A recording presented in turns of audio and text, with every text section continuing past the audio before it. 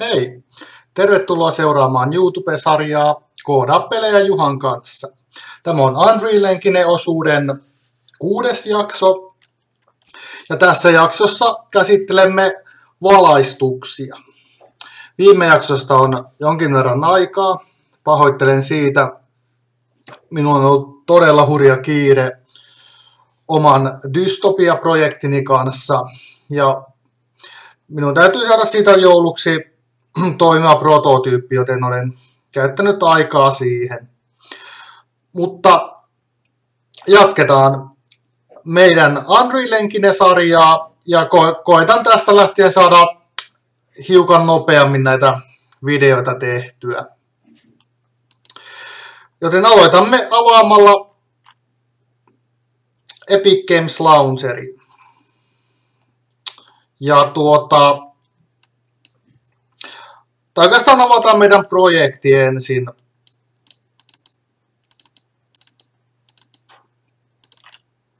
Auki.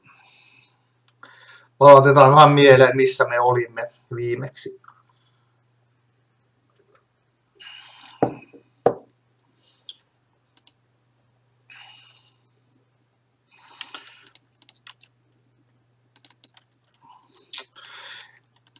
No, viimeksi me taisimme tehdä tauluja tänne, jotka laitoimme toimimaan. Teimme C++:lla taulut ja sitten käytimme Enumia ja Enumia teimme C++:lla sekä Blueprintillä. Näinhän se oli. Ja taulut teimme kokonaan C++:lla. Tämän hahmon värinvaihdon teimme Blueprintissä ja siinäkin käytimme Enumia. Ja sitten valaistus. Eli Unreal Enginessähän on täällä vasemmalla olevalla välilehdellä erilaisia valaistuksia, mitä voimme käyttää. Ja tutkitaan valaistuksia avaamalla Content Examples. Tämä on semmoinen paketti, joka löytyy täältä Learn-valikosta. Eli täällä on erilaisia opastuksia, joita voi katsella, ja näitä kaikkia assetteja voi käyttää ilmaiseksi, mitä näissä tulee mukaan. Ja täällä on Content Examples.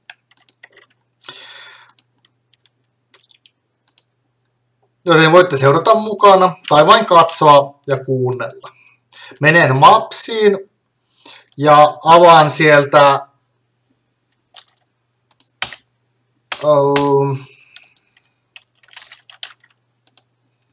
Lightning-osion.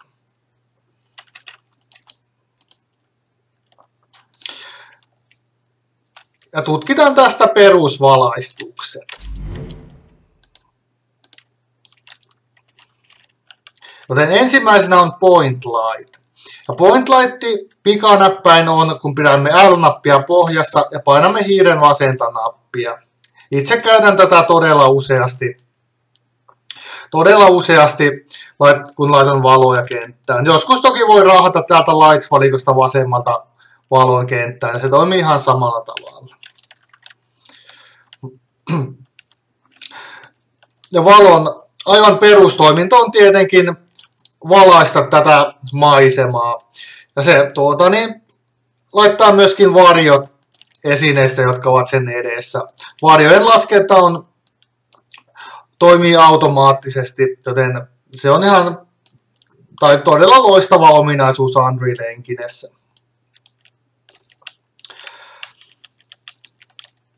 Seuraava valo, Spotlight, löytyy myöskin täältä valaistusvalikossa. Toimii samalla tavalla, mutta hieman eri periaate. Joten tässä on tämmöinen niin sanottu kone, jonka perusteella kenttää valaistaan. Directional Light, eli koko kentän valaiseva valo, ainoastaan yhteen mappiin tarvitsee ainoastaan laittaa yhden directional lighting, ja se valaitsee karttaa siihen suuntaan, mihin tämä valaisu on käännetty. Käytämme kaikkia näitä valoja meidän talon rakentamiseen. Kun olemme käyneet tämän kontentin läpi, niin katsomme vielä paremmin näitä valikoita täällä oikealla. Käydään tässä nyt läpi, mitä tähän valaistukseen kuuluu. Sitten static light. Eli kun valitsemme valon, meillä on mobility, jossa on static, stationary ja movable. Static on kaikkein halvin käyttää, mutta myös huonoin. Static light ei oikeastaan vie tehoa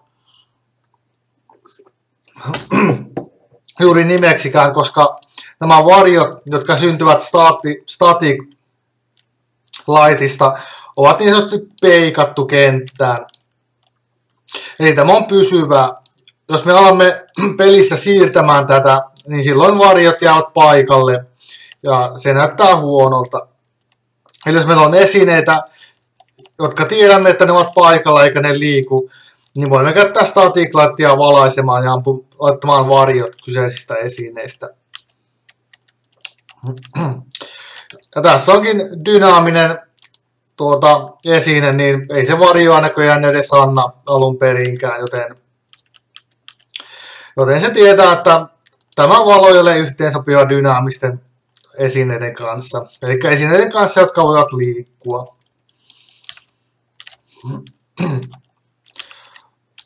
Stationary light, eli keskimmäinen. Tämä on hiukan parempi ja tarkempi kuin static light, mutta tätä valoa ei voi liikuttaa pelin aikana. Eli emme voi käyttää esimerkiksi taskulamppuna stationary lightia.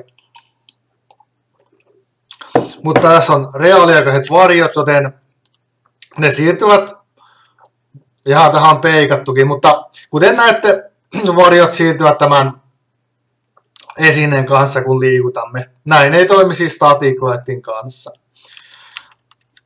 Ja dynaamiset objektit myöskin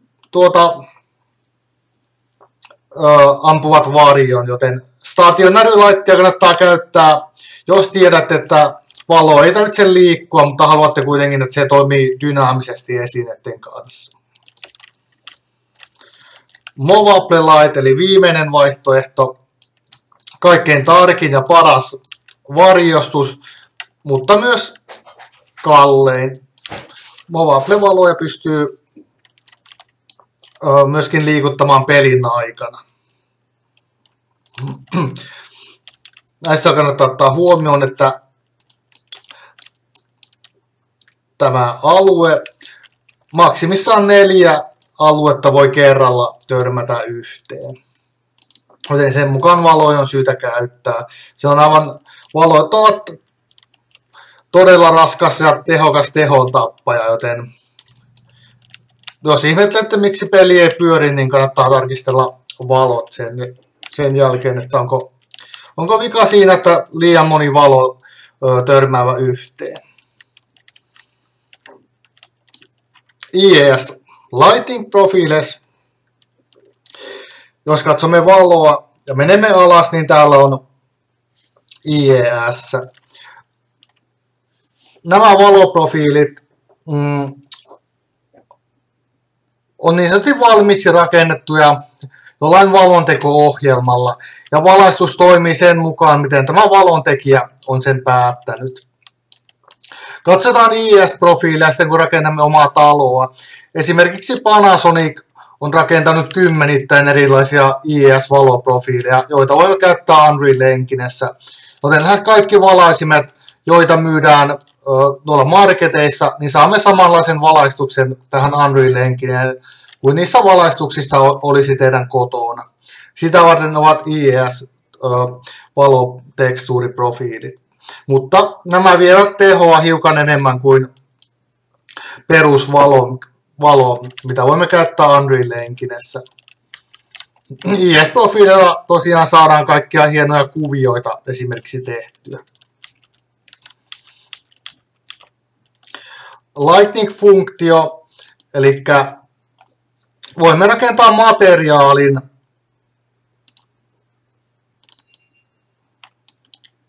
jos on esimerkiksi joku kuva, ja tämä kuva sitten laitetaan tähän valoon. Eli kun valotamme maisemaa, niin otamme sen materiaalin, mikä tässä on rakennettu. Tässä tapauksessa täällä on esimerkiksi Unreal Engine logo, mikä liikkuu, joten näemme sen tässä tuo paikan päällä. Kuten tässä näkyy.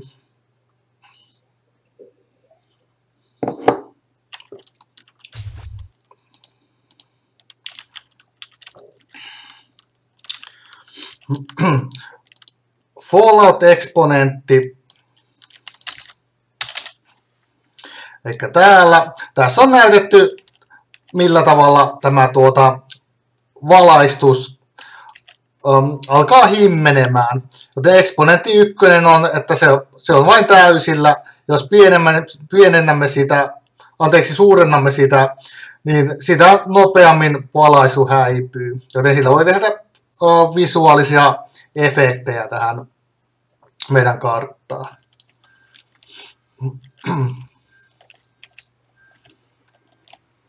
Square inverse fall off.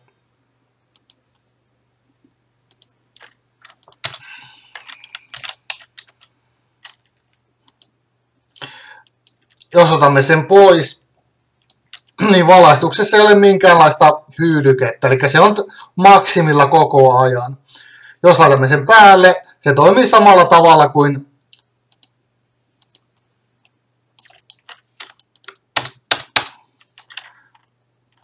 katsotaan, miksi emme saa. Tehdäänpä uusi valo ja katsotaan Fallout-eksponenttia.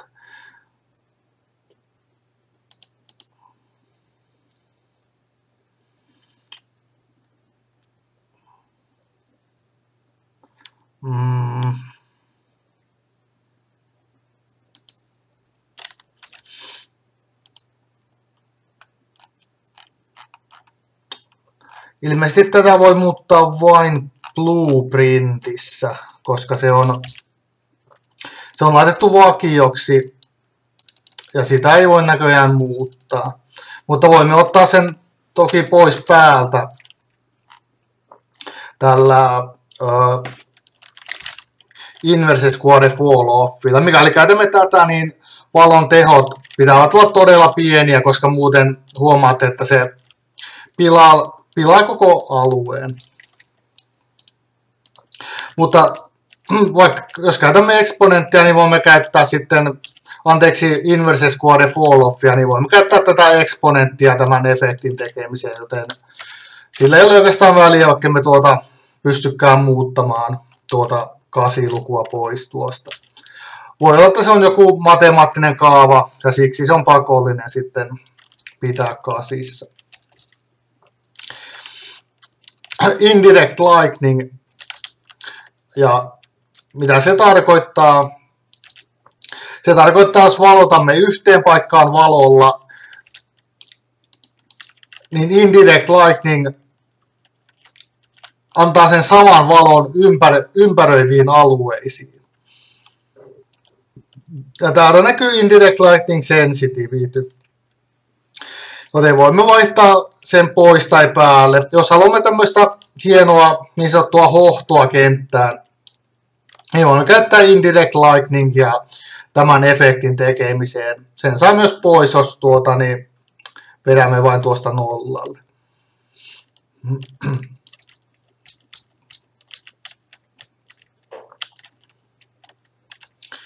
Source radius.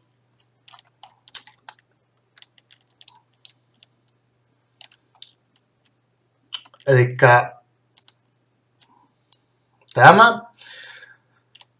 tämä tarkoittaa, miten laajalle alueelle valaistus menee. Eli tässä on esimerkiksi vihreä väri ja source radius on kasvatettu, joten se laittoi tämän vihreän värin myöskin ympäröiviin alueisiin. Oletuksena se on nollassa, joten saamme tämmöisen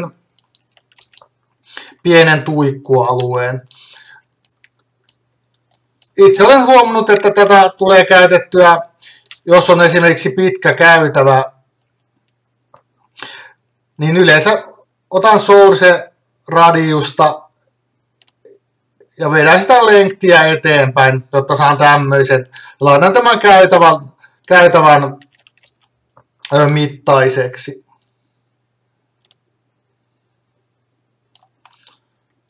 Täällä on taas pois. Ja mitä tämä tekee, niin tämä laittaa tämmöistä hienoa hohtoa tälle alueelle, mikä tässä on väännetty. Joten jos nostamme vähän intensityä ja muutamme source lengthiä, jos on pieni, niin se on aivan tämmöinen älyttömän kirkas. Joten jos tämä laittaa käytävän kokoiseksi, niin se auttaa tämmöiseen pehmentämiseen, joka yleensä on hyvä. Eihän koskaan ole hyvä, että on tämmöisiä kirkkaita täpliä kentässä. Joten tätä kannattaa käyttää ja tilanteen mukaan suurentaa sitten tätä aluetta.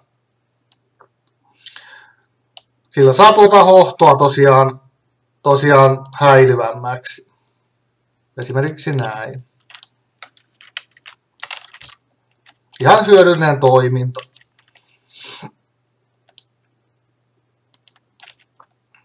Sama juttu tässä. Radius vaikuttaa näihin heijastuuksiin. Eikä tässä korostuu tuo piste, mitä käytin. Tässä ei ole ollenkaan radiusta ja piste on todella kova. Ja tässä tätä radiusta on käytetty.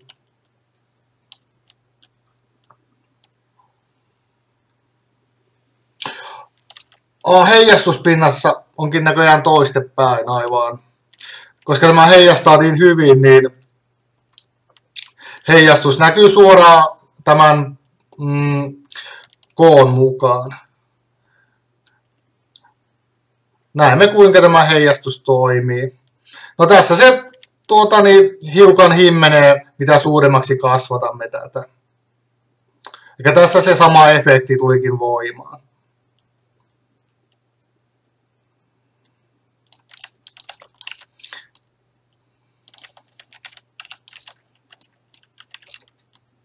Käytetään tuossa meidän talossa sitten tätä.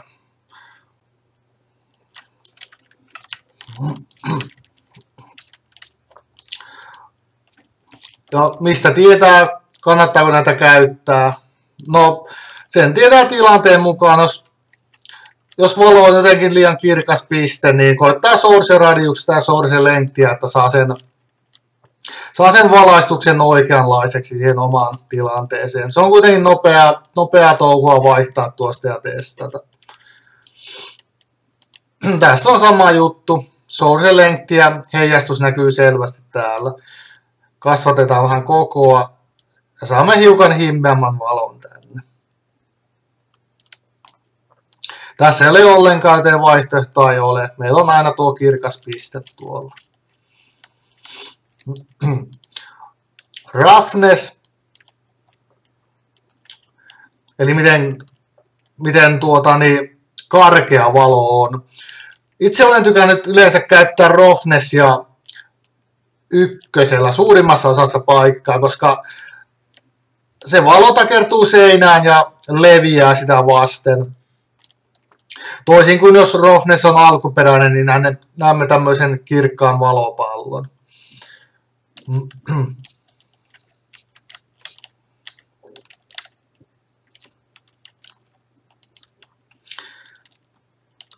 Shadow bias, eli tämä oli miten nopea varjot alkavat esineistä. Ja sitä voi määrätä valon lähteen mukaan, joten se on todella hyvä. Täältä jotakin lukea. Eikä nollasta varjot alkavat suoraan casterista, eli tästä valosta. Ja ykkössä se alkaa tästä esineestä. Ja tässä varoitaankin, että jos se on ykkönen, niin varjot voi näyttää, että ne lentäisi. Ja jos se alkaa suoraan tästä, niin se voi ottaa ongelmia. Ja tässä sanotaan, että 0,5 on hyvä arvo pitää. Joten yleensä tätä shadow biasia ei tarvitse edes muuttaa. Filtteri, eli voimme terävöittää tai laimentaa varjoja ihan artistitilanteen mukaan, mikä tuntuu itsestä parhaalta. Antaa olla vaikka näin tässä.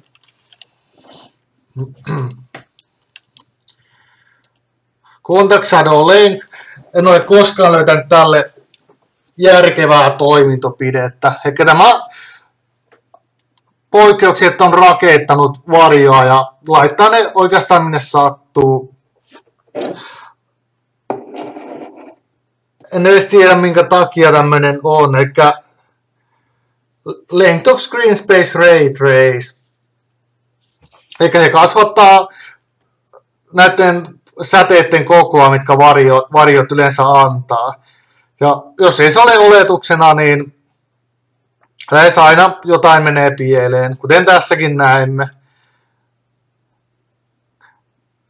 Laitetaan se taas pois. Ja nyt se on normaali nollassa. Jos löydätte tälle hyötykäyttöä, niin heittäkää kommenttiin viesti. Haluaisin kuulla, mihin näitä säteiden kasvatusta tarvitaan.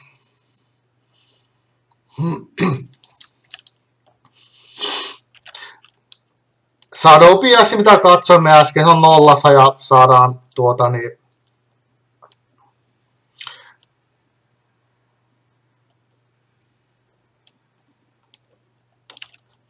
katsotaan, onko tässä sitä artifact.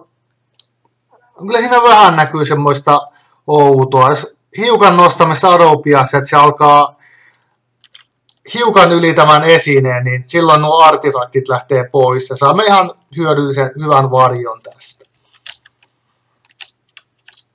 Tässä Sharpenia hyppäsimme vähän asioiden ohi, eli tämä oli se varjon terävöitys tosiaan.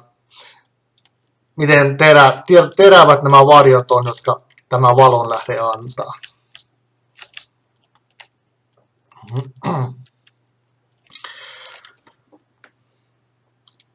Ja siinä oli nämä valojen perusominaisuudet. Ja mitä muita täällä on? Intensity, eli se on aika itsestäänselvä. Voimme kasvattaa, tehdään uusi valo. Voimme kasvattaa tämän kirkkauden tehoa.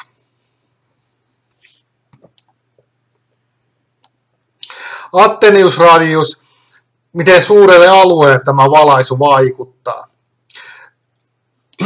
Aina attenuusradius on isompi kuin tämä vaikuttava alue. Ja tämän takia valojen tekemisessä saattaa olla ongelmia, varsinkin dynaamisten valojen kanssa. Jos haluamme kaikki alueet valaistua, niin attenuusradiot ovat yleensä todella isoja, ja tällöin valot rupeavat osumaan yhteen, ja sitten tuo suorituskyky kärsii. Joten on erittäin tärkeää osata kikkailla staattisilla valoilla sekä stationaarisilla ja movable valoilla. Eli ne kohdat, missä erityisesti haluaa, että varjot tulevat, niin ne laittaa näihin. Mutta perusvalaistukseen käyttää mahdollisimman paljon staattisia valoja, koska ne eivät maksa juurikaan mitään, joten niitä tohtii ihan huoletta laittaa. Uusi temperature, eli tämä käyttää lämpöä, joten mitä kirkkaampi valo, sen kuumemmaksi se tulee. Laitetaan ykkösiä, pitäisi olla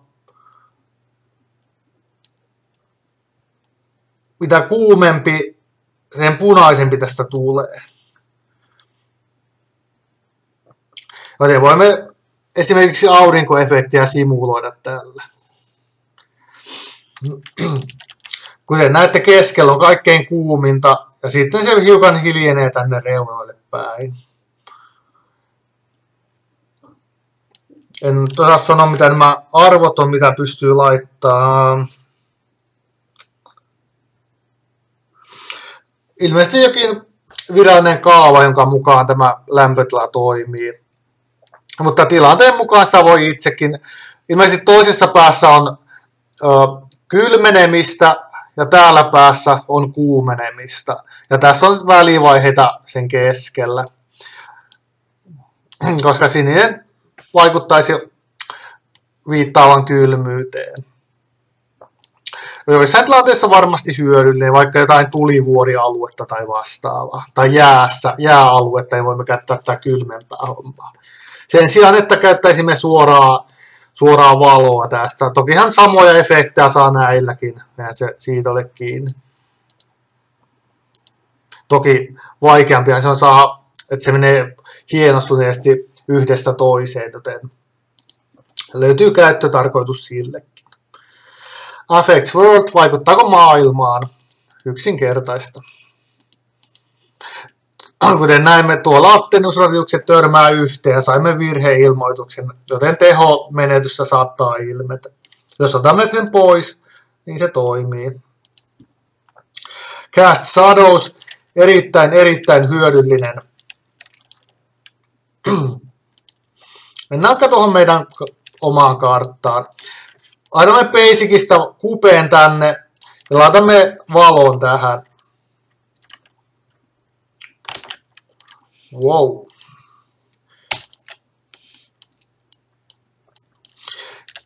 Jos painamme Cast Shadows, valotamme kartan, mutta tämä ei ammu minkäännäköistä varjoa mihinkään suuntaan. Joten hyödyllinen, mikäli haluamme kentän valaistuvan, mutta haluamme säilyttää tehoja, emme vain laita varjoja päälle. Toinen vaihtoehto, laitamme varjon päälle, mutta otamme yksittäisistä esineistä varjon pois. Tämäkin onnistuu.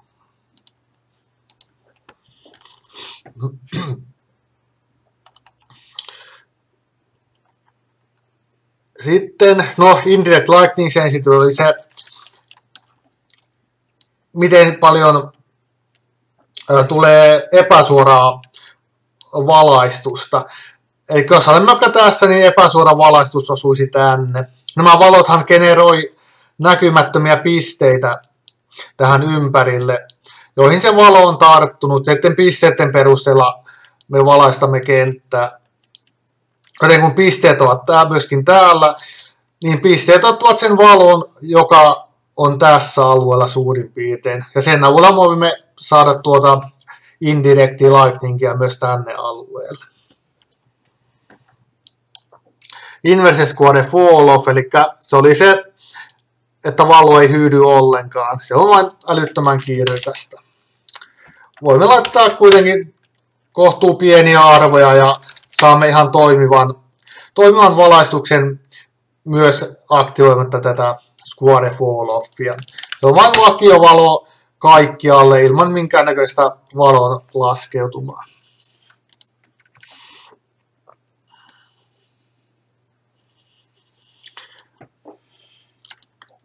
On toisaalta ehkä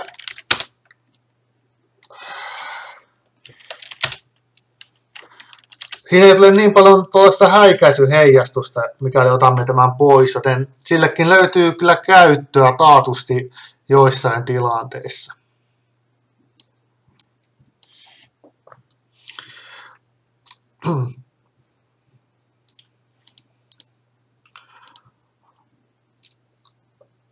Falling exponentti, eli se miten se valo miten se valo rupeaa laskemaan, joten voimme ottaa eksponenttia alaspäin ja saamme hiukan semmoisen yleisvalaistuksen. Jos otamme sitä alaspäin, niin saamme tämmöistä tiheämpään kohtaan tämän kirkkaamman kohdan. Sulavampi katsoa valaistusta tällä tavalla. Otetaan intensity vaikka 2. Jos käytämme Square Fall Offia, niin eksponenttia ei voi silloin käyttää.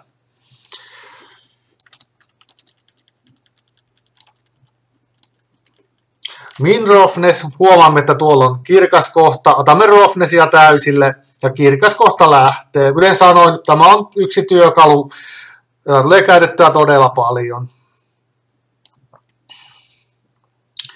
Shadowpia sitten kävimme äsken läpi, joten se mistä kohtaa varjo alkaa näistä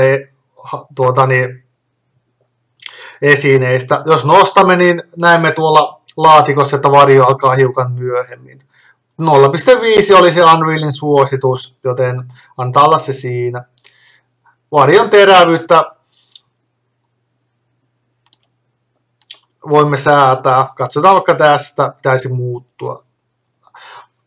Seinustalla oleva varjo muuttuu pehmeämmäksi, jos on alalla. Sitten oli tämä outo asetus.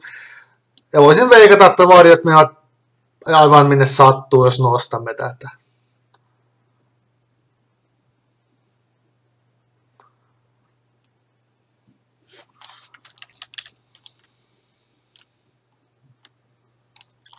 Katsotaan, mihin tämä vaikuttaa.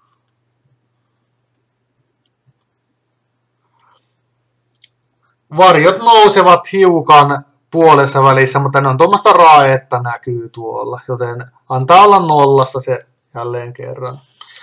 Cast Translucent Shadow. Jos meillä on läpinäkyviä esineitä, vaikkapa, katsotaan toimiiko tämä tässä.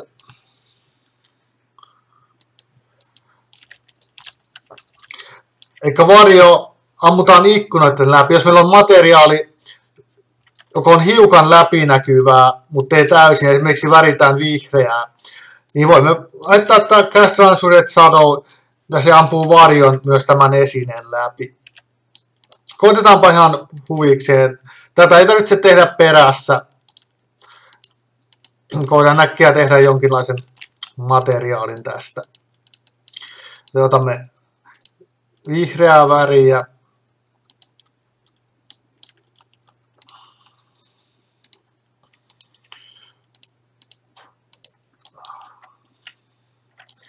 Näin, ja laitetaan vaikka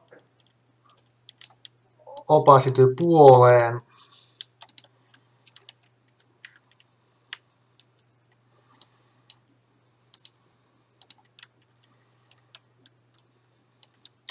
Ja viedään tämä meidän uusi luomus pihalle.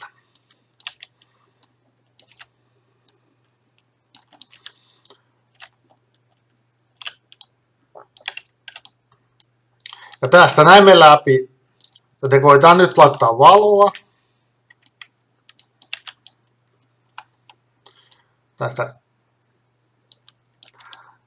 näin, ja painamme Cast Translucent Shadown päälle.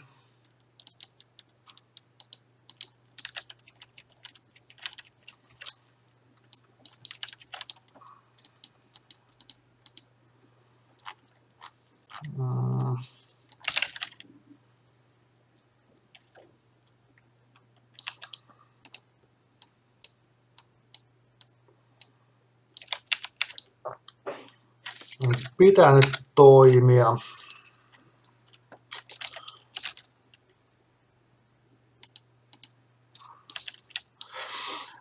Affect Translucent Lighting, eli tämä on, vaikuttaako tämä näihin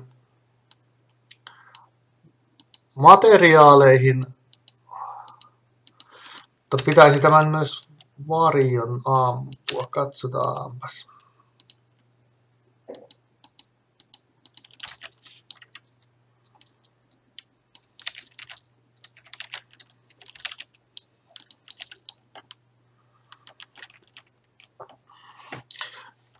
Vilkaistaan päkkiä netistä.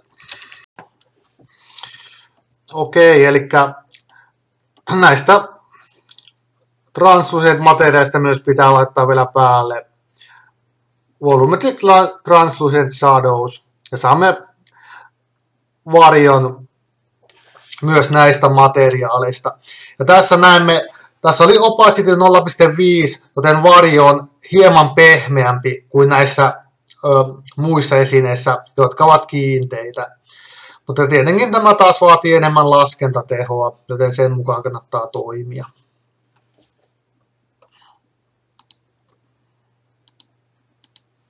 Tämä nyt ei tähän vaikuttanut jostain syystä.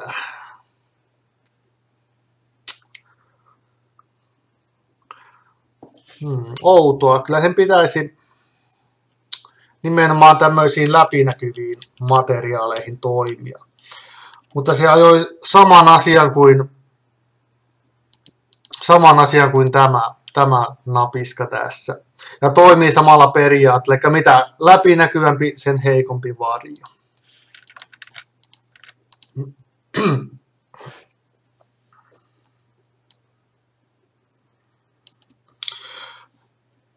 Sitten on, jos teemme elokuvajuttuja tuolla Level Sequencerilla, josta on oma videosarja myöhemmin, niin voimme laittaa, että valot vaikuttavat vain niihin.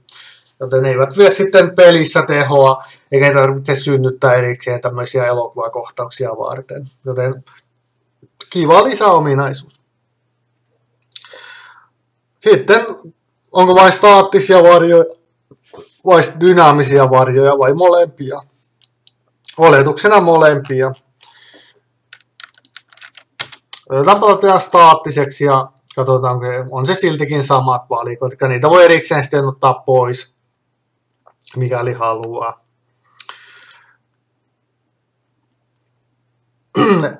Lisäominaisuus, eli ammutaanko indirect lightingia, eli esimerkiksi, että valaisu hohtaa seinän taakse dynaamisesti.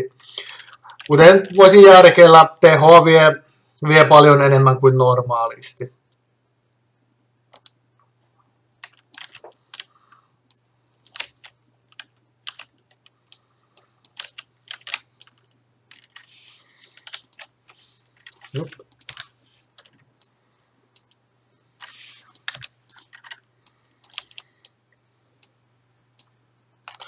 Koitetaanpa.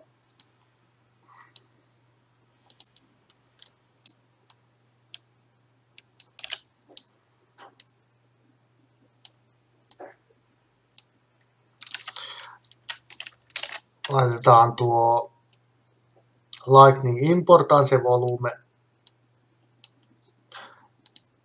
ja rakennetaan valaisu.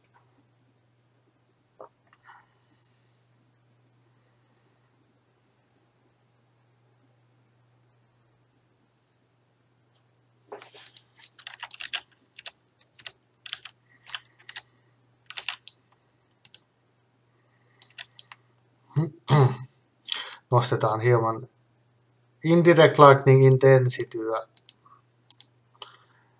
Koitetaan uudelleen. Laitetaan näin. Laitetaan valaisu tähän ja rakennetaan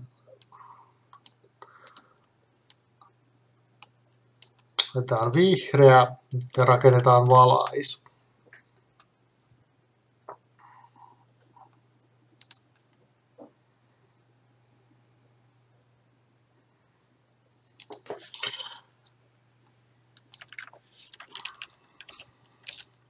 Ja nyt täällä on jäänyt hiukan vihreää Indirect Lightningin takia. Koitaanpa tehdä sama juttu uudelleen. Otetaan valo, laitetaan vaikka ihan sinistä, mutta otamme Indirect Lightning Intensityn pois ja rakennamme nyt uudelleen.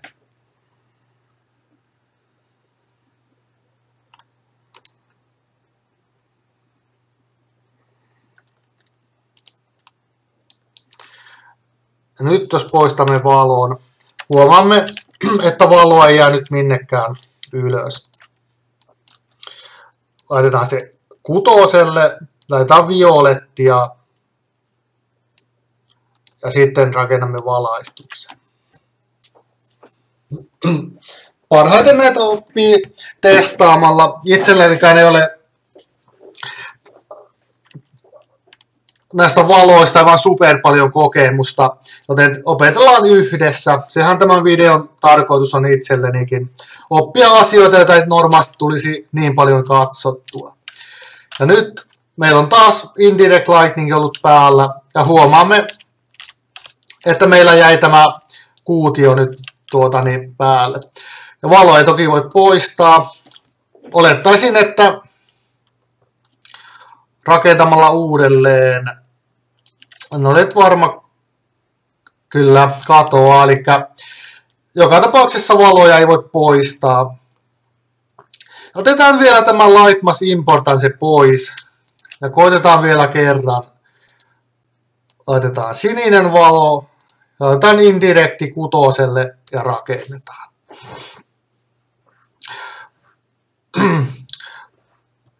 Tuo Lightmass Importance Volume, jota käytin, niin se on ainakin hyödyllinen staattisissa valoissa, koska se tallentaa valoheijastuksia tänne, joten ne jää muistiin tähän, kuinka ne on ollut aikaisemmin.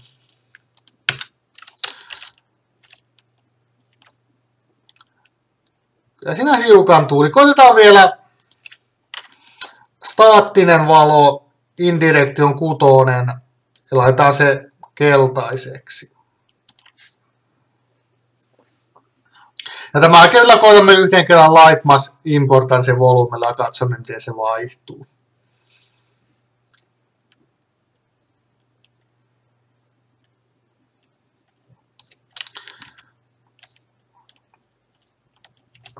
Nyt käytimme staattista valoa, eli tämä on peikattu tähän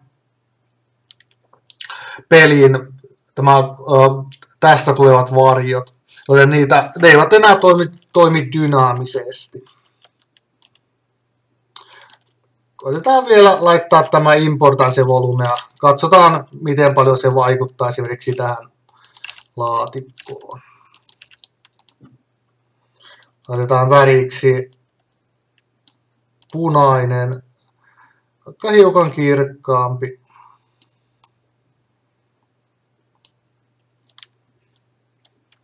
Sitten rakennetaan. Tilanteen mukaan, kuten huomasitte, ero oli kuitenkin täysin selkeä, jos oli nollassa. Eli se ei ampunut minkäännäköisiä heijastuksia. Ja nyt se näkyy erittäin kirkkaan. Laitetaan valoa hiukan vaikka tänne päin. Ja kompiloidaan. Anteeksi, rakennetaan.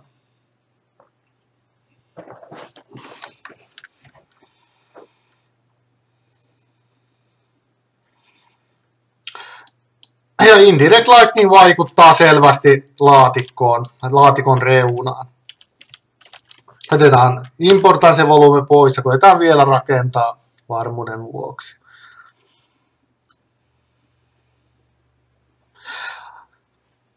Hienoja artistisia efektejä voisi sanoa, että saa aikaiseksi. Ja näköjään toimii ilman Importance Volumeakin. Se vain parantaa valaistusta, mutta pääasia tässä oli kuitenkin se, että mitä korkeampi, sen enemmän epäsuoraa valoa tarttuu pintoihin.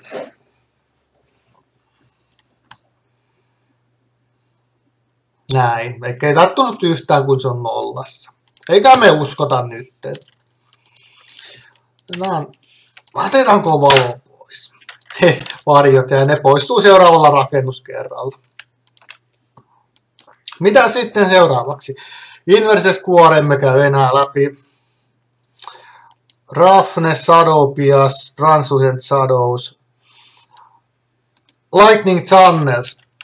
Eli mikä tämä on? Tämä on se, että voimme valita, vaikuttaako vain tietty valo johonkin tiettyyn kohtaan. Eli jos valitsemme vaikka oman hahmon ja kirjoitamme channel, löydämme hahmollakin Lighting Channelit ja oletuksena on channel 0. Jos otamme vaikkapa channel 0 pois tästä ja paitamme channel 2, otamme oman hahmon ja valitsemme 2, niin silloin ainoastaan tämä valo vaikuttaa ainoastaan tähän hahmoon, koska tämä valo on yksinään 2, mutta tämä hahmo on myös 0 ja 2. Joten tähän hahmoon vaikuttaa myös tavalliset valot sekä tämä meidän erikoisvalo, jos on ainoastaan 2-kanava päällä. Voi luoda myös visuaalisia efektejä tai kenties jotain pelilogiikkaa, jossa oma valo vaikuttaa vain johonkin tiettyyn mörköön, joka valaistuu sille. Joku ultraviolettivalo tai vastaava. Niin laitamme möröstä channel 2 päälle ja siinä valossa channel 2 päälle.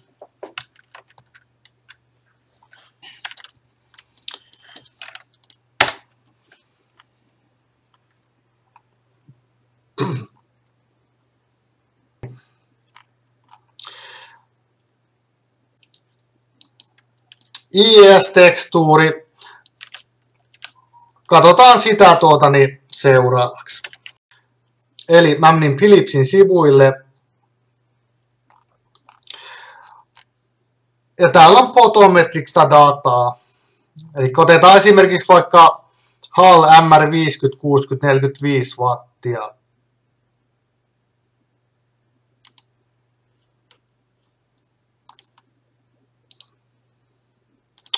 Ja tallennetaan se työpöydälle.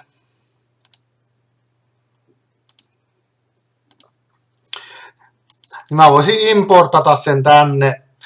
Ja nyt meillä on se valaisu täällä. Joten mä voin pistää sen tänne IES-tekstureen. Ja nyt meillä on Philipsin oma valaisu. Onpas muuten tyyli. Oi, on kyllä. Eikä tämä on se, miten tuosta lampusta tulisi oikea valaisu. Ja voidaan painaa uusi IES Density, niin meillä on samanlainen, miten se Panasonic on tarkoittanut, että tässä on. Todella hieno spottityylinen valo tuli. Ja näitä on tietenkin nettipullollaan näitä kaikkia erilaisia valaisutekstuureja, mutta Philipsillä on tämmöinen virallinen. Näitä voisitte katsoa, että minkä näköisiä nämä on tuolla.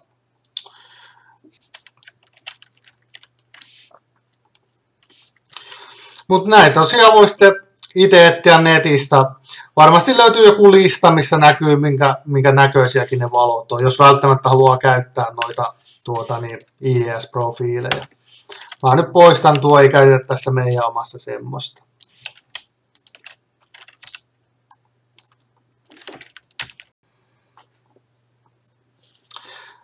Sitten on vielä Indirect Lighting Saturation. Eikä se saturatio on semmoinen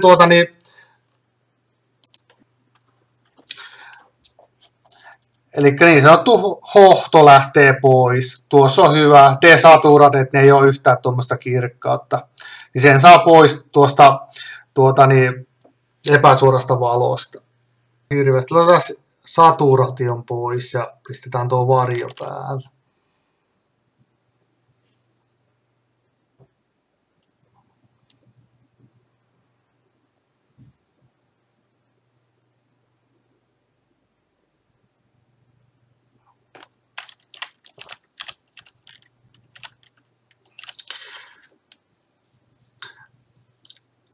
Eli tämä valaisu, jos pistetään Area Shadows for Stationary Light, niin tämä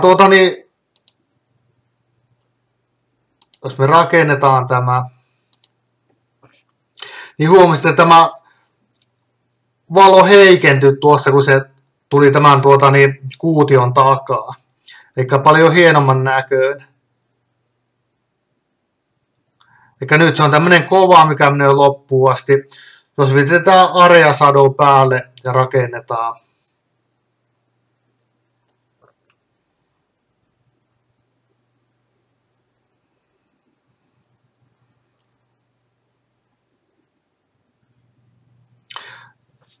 Omasta mielestä tyylikkäämpi. Oletuksena pois päältä. Ja tuossa lukee, että varjot tulevat pehmeämmäksi, mitä kauempana ne ovat tästä kästääjästä. Ei visuaalista efektiä pystyy tehdä. Shadow Exponentti nyt jäi vähän jäi nyt vähän pois, että mikä se oli. Saturatio nyt on aika selvä peli, että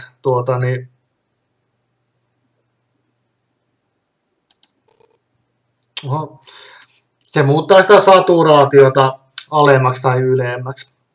Laitoin 4 ja katsotaan mitä tapahtuu.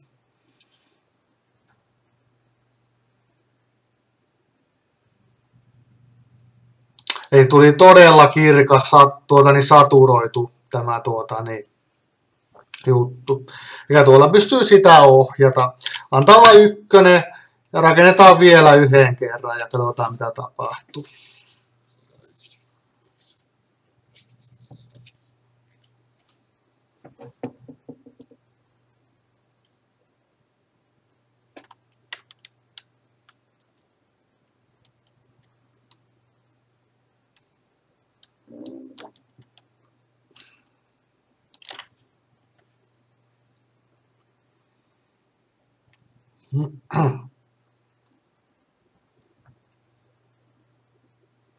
Ei hirveästi eroa tässä. No tuossa ero huomaa mitä pienemmäksi se laittaa, mutta oikeastaan 1 ja 4 on tällä värillä melkein samanlainen. Laitaanpas 0,7, niin pitäisi olla hiukan tuota väriä lähtenyt pois tästä.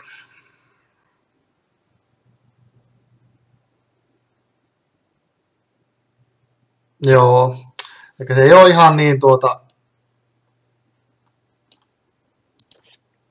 kirkas sitten.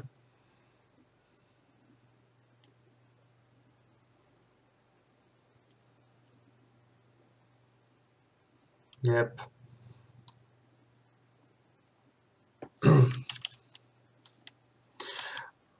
Miten kauaksi valo piirtyy? Eli pystyy periaatteessa visuaalista ilmettä ja ehkä vähän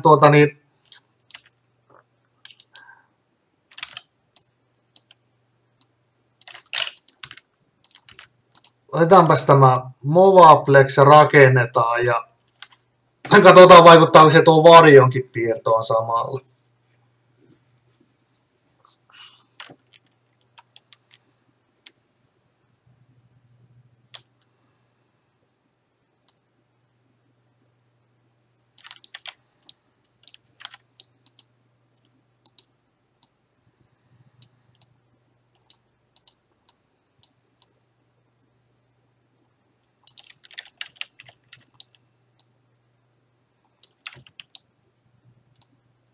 Okei, eli se vaikuttaa myös siihen varjonkin piirtoon.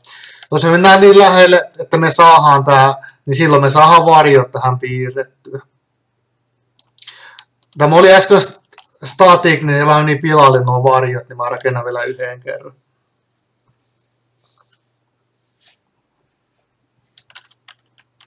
Eli suora kontrolli, milloin valo näkyy ja milloin me nähdään sen aiheuttamat varjot.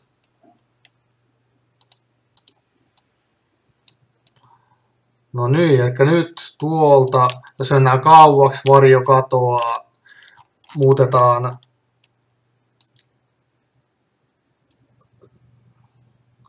tuhanneseen päähän. Me saadaan mennä näin kauaksi niin mennään takaisin, valot lepäälle. Fade range, miten se alkaa hiljalleen mennä pois, eli saa tuommoisen efekti, ettei se yhtäkkiä vaan sammu.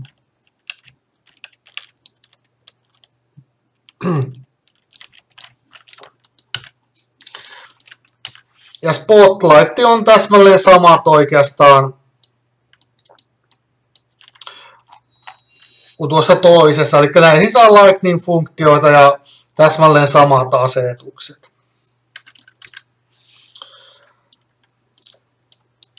Sitten on skylight, eli tämä valottaa koko meidän maiseman tasajakoisesti. Eli mitä tässä on? Niin ensin on tämä, onko se kupemappi vai onko se itse tämä alueen valo? Kupemappi on se on semmoinen oma taiteenlaji, eli tämä taivas, yleensä tämä ulkokuori, mikä näkyy, niin sehän koostuu kupemapista, eli siinä on joku 6 kuvaa. Tuossa vilkasin, oliko se 6 kuvaa, joo. Ja ne pitää olla justiin tietyssä järjestyksessä. Eli eka kuva osoittaa niin kuin vasemmalle, toka kuva oikealle, sitten alaspäin, ylöspäin ja sitten 2 vielä seuraavaakin ylöspäin. Ja niistä muokkautuu tämä meidän ulkokuorikentästä. Ja kupemampi voi tehdä sitten omia valaistuksia, joten tämä skylight voi hyödyntää niitä, joten valaistus ei tule ihan samaten kuin tässä, missä se nyt tuo niin kuin täysin tasajakoisesti kaikkialle. kupeon resoluutio, että miten tarkasti se valo tulee sieltä kupeamapista, me käytetään sitä. Me ei aleta tehdä kupeamappia, siinä kestäisi ihan hurjan kauan aikaa. Sky Distance Threshold, eli optimointi, ja miten kaukana tästä valosta katsottuna, niin mitkä esineet niin käsitellään, että ne olisi osa tuota taivasta. Eli jos täällä on vaikka jotain vuoria ollaan rakennettu tänne kauaksi, niin ne on niin kuin osa taivasta, jos ei me ikinä vaikka päästä sinne asti. Se on oletuksena 15 000 senttiä.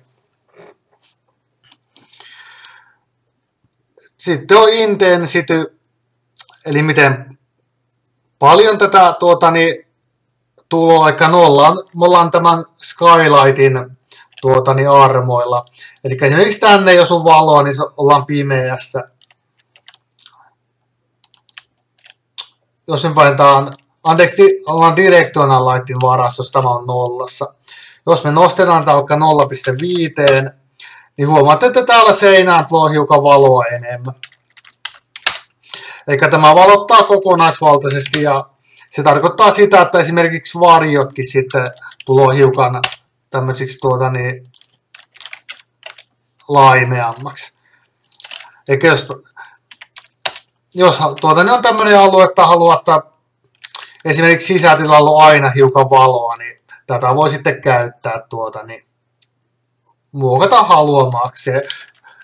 Joku vaikka 0,35 on olla hyvä semmoinen trade-off, että hiukan valoa, ne ei ole tosi liian terevät varjotkaan sitten. Oletuksena tätä ei ole, joten tämä on nollassa silloin. Voidaan laittaa 0,35 ja vaihtaa tämä väriä, joten yleisilmät tässä kartassa muuttuu sitten täysin.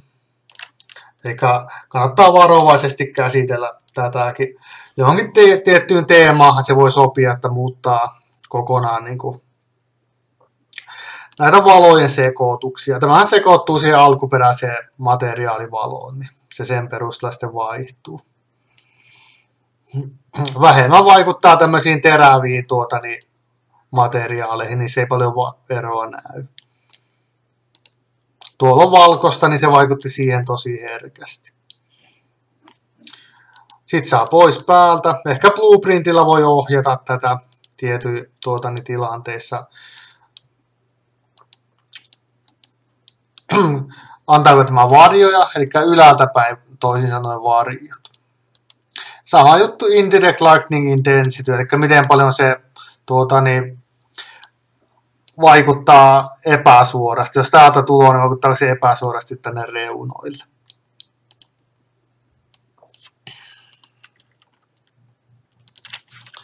Lower hemistope, eli mikä ei ole tähän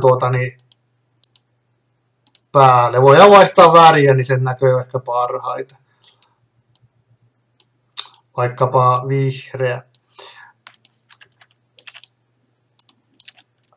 Niin kaikki muut, paitsi tuo päällimmäinen, niin vaihtuu vihreäksi. Eikä ylältä päin katsottuna ei vaihu, mutta kaikki muut niin vaihtuu. Mutta niin laitetaan se pois, eli se on sama. Sitten samat staattista varjoa, dynaamista varjoa. Affect Translucent Lightning. Mä oon tuosta yrittänyt etsiä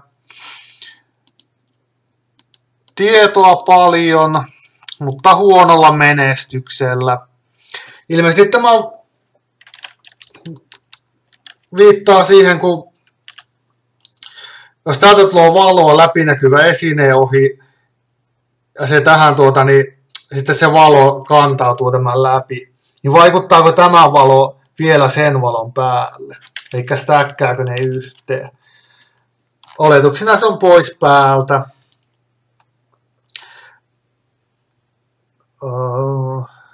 Oliko se pois? Oli joo.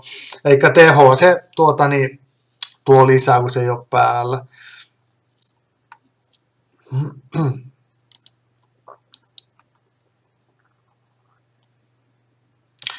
Distance fieldi.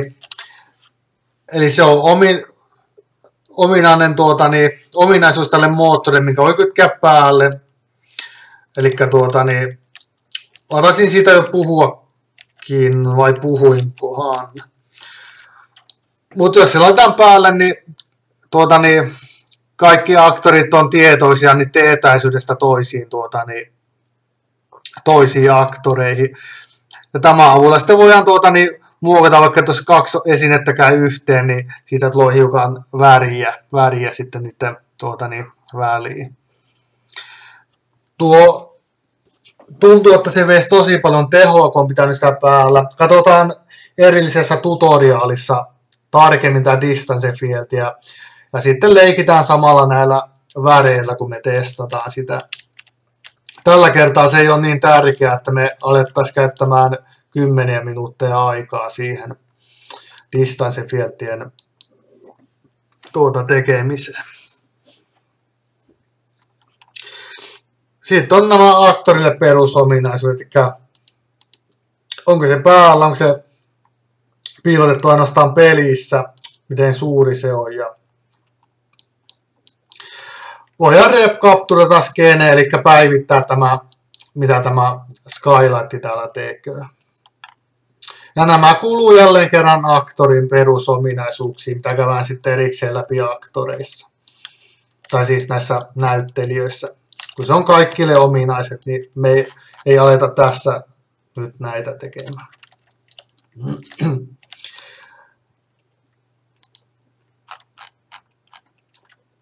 Sitten viimeisenä on Light Source.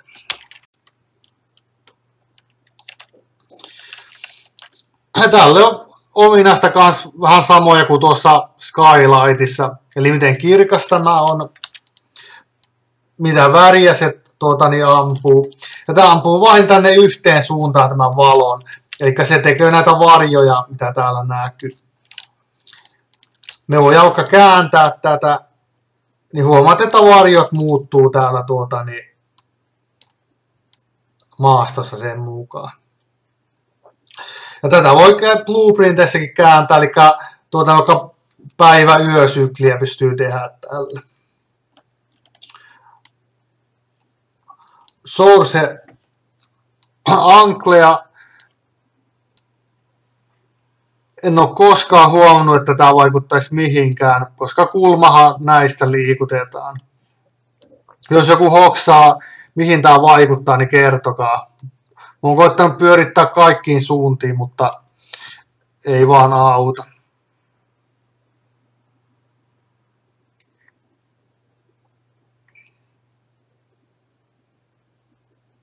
Ahaa, no nyt selvisi. Sekä pitää olla tuo distance field päällä, niin tämä ominaisuus vaikuttaa. Okei.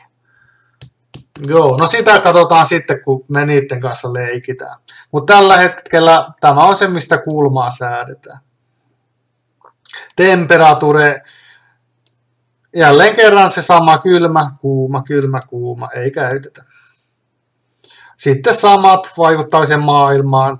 Tekeekö se varjoja ollenkaan? Suuri tehon lisäys ottaa pois. Sitten on sama indirect light, niin miten paljon se antaa näihin reunoihin valoa tästä suorasta vielä lisäksi.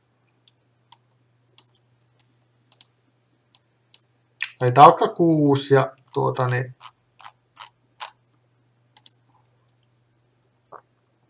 ja rakennetaan.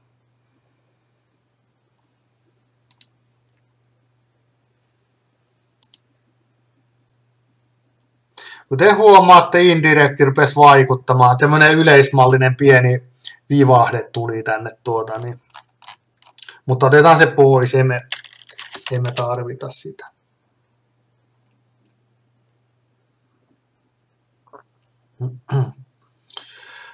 Modulated Shadow. Vähän huonompilaatuisia varjoja ja tuossa lukee mobiilille ainoastaan. Tämä taitaa olla aika uusi ominaisuus, mikä on. Mutta jos mobiilille tekee Skylight-peli, niin voi laittaa päälle tuon.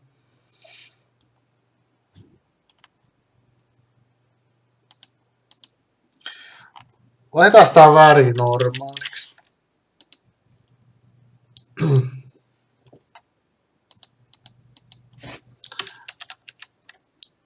Auringon valoa. Huomaatte pienen vivahteen tässä niin, eikä simuloi vaan niin kuin miten aurinko voisi loistaa tuonne reunoille. Oletuksena, oliko se päällä? Tää näyttää ehkä hienommalta, taitaa olla näin. Sitten sama, miten niin karkea se valaistus on täältä niin, auringosta. Shadowpia sitten me katsottiin läpi ja filterit, ne on kaikki samat ominaisuudet tästä. Ja samoin Cast Translucent Shadows, eli se on niinku yksi näistä valoista, niin tässä on tosi paljon samoja. Lightning Sunnelit on, ja pystyy vaikuttamaan tiettyihin hahmoihin, eikä joku vampyyripeli niin tapahtuu niin, saa ammuttua auringonvaloa ainoastaan siihen niin, tyyppiin.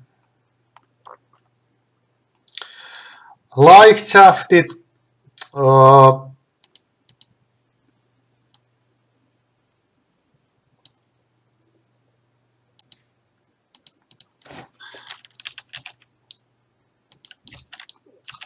Katsotaanpas, kun katsotaan suoraan. Eikä niin,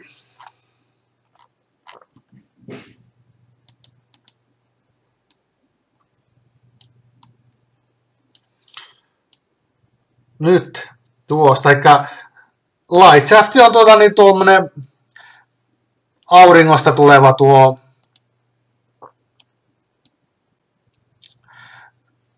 tuommoisia niin vanoja, mitä niinku taivaalla voisi nähdä. Ja siellä on tuommoinen pluumimainen, jos katsoo suoraan aurinkoon. Eli näkyy tuommoinen hohde. Ja tässä voi vähän niin, sen näkö, että mihin päin se aurinko tavallaan osoittaa. Ja Oculus on depth rank, eli niin, missä kohtaa tämä alkaa haihtumaan nämä niin säteet, niin niitä voi muokata tässä ja kirkkautta tietenkin voi muokata. Bloom threshold, eli se riippuu siitä, miten meidän tausta on niin väritetty. Eli jos me käytetään vaikka post-processing-efektejä, mitä me tullaan käyttämään, niin, niin sen täytyy olla suurempi kuin tämä arvo, jotta me voimme nähdä bloomia ylipäätänsä.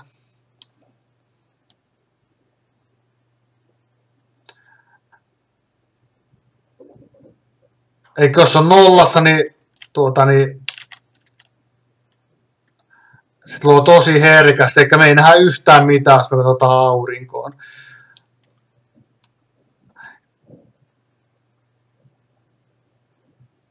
Tuo hienovaraisesti voi säätää. Mikä siinä on nyt oletuksena? Oliko se ykkönen? Niin. Yleensä näitäkään ei tarvi muuttaa hirveästi. Ehkä ketkä on noita oikein valaisuartisteja, niin ne varmaan ottaa nämä todella niin, tarkasti sitten syyniin.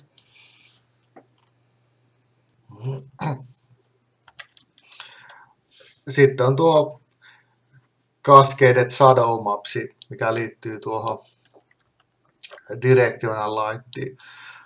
Eli tällä niin, säädetään, miten nuo varjot näkyy. Eli ensimmäinen on, että miten kaukaa se näkyy. Ja nyt se on niin, 10 000 senttiä, eli se näkyy 100 metrin päästä ja sen jälkeen se katoaa, kun mennään tänne. Jos me pienennetään tätä, nyt se on nämä 10 metriä, eli se katoaa 10 metrin päästä heti. Laitetaan siihen se niin 100 metriä. Sitten on Dynamic Cascades. eli miten tarkasti se varjo piirretään. Tätä voidaan, jos pienennetään, niin näkyy miten huonosti ne varjot alkaa näkymään tässä sitten.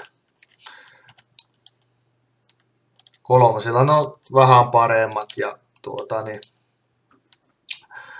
4 sitten parhaimmat. Jos haluaa vielä parempia, niin noita voi muuttaa sitten tekstitiedosta editoimalla, mutta se vaikuttaa tehoon tietenkin.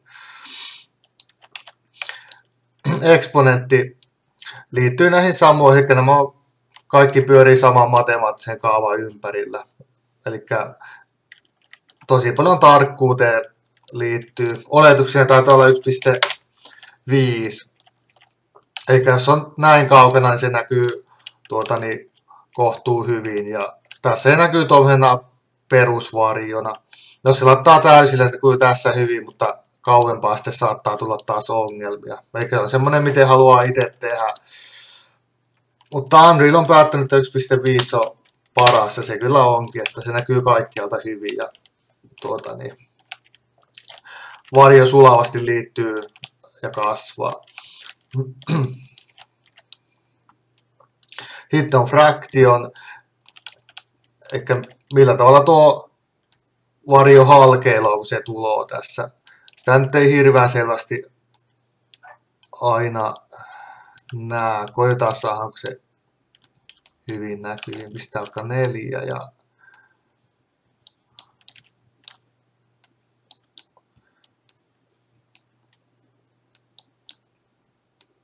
no tuossa se näkyy, että miten se rakeiloo, kun se tullaan lähemmäksi. Eli mitä suurempi, niin sen pienempi rakeilu siinä on. Jos Shadow Cascadessa oli 4, niin tuota rakeilua ei edes hirveästi huomaa. Jos Shadow pistää 3 tuon Cascaden, niin sitten tällä voi vähän kontrolloida, että miten tarkasti se näkyy. Nyt tuossa näkyy tuommoinen selvä rätinä, kun mennään. Eli sitä voi nostaa ja parantaa hiukan.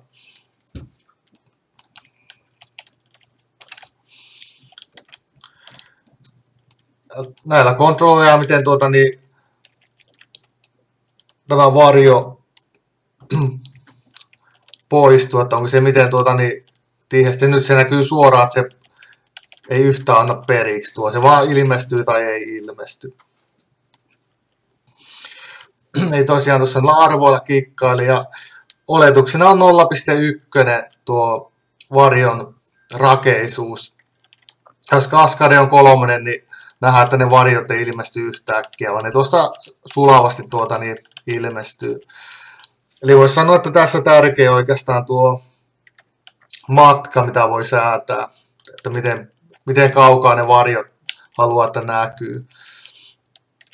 Tietenkin mitä pidempi tuo, niin sitä enemmän tehoa se vie. Jotkut on sanonut, että 50 metriä olisi niiden sweet spotti, että siinä näkyy. Nythän tuo on aika hyvä nyt tuo varjo tällä. Eli 50 metriä ja Shadow Cascade 3 ja 0,1 noihin. Voi tässä olla distribute exponentteja vielä muuttaa.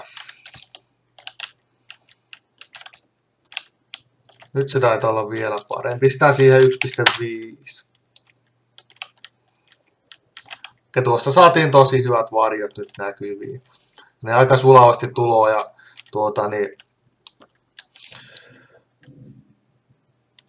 tarkkuutta toki voi muuttaa. Laittaa Cascaden 4. Niin nyt ne on todella tarkat varjot.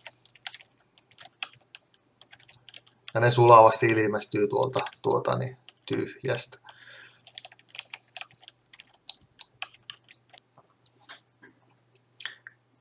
Sitten on vielä 3, nämä on uusia ominaisuuksia Unrealissa, eli jos objekti on tuommoinen movable, eli liikkuva, niin sille voi antaa varjot, vaikka se on näiden rajojen ulkopuolella. Ja tässä varoitetaan, että saattaa olla todella suuria teho-ongelmia tai pyörimisongelmia, jos tuo laittaa päälle, joten se oletuksena pois päältä. Ja harvoinpä sä nyt tarvii, jos se on jossain todella kaukana, että sieltä nyt erikseen varjot tulee. Varsinkin jos käyttää useita liikkuvia, niin kannattaa olla varovainen sen kanssa. Sitähän tuossa vaan sanotaan. Ja siinäkin voi säätää erikseen tuon cascade countin. Ja sitten miten suuri alue se on maksimissaan. Sitäkin näköjään voi säätää. Se on ihan hyvä. Ei taas ihan liiallisuuksiin mennä tuossa. Niin. Oletuksena se on aika paljon. Eikä se on 8 kilometrin päähän.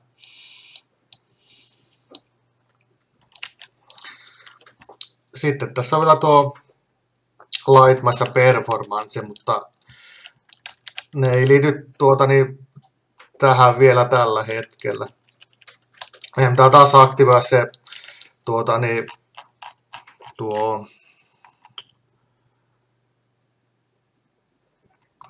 mikä sen nimi nyt olikaan. Tuo Distance Field Shadowsi päälle, että se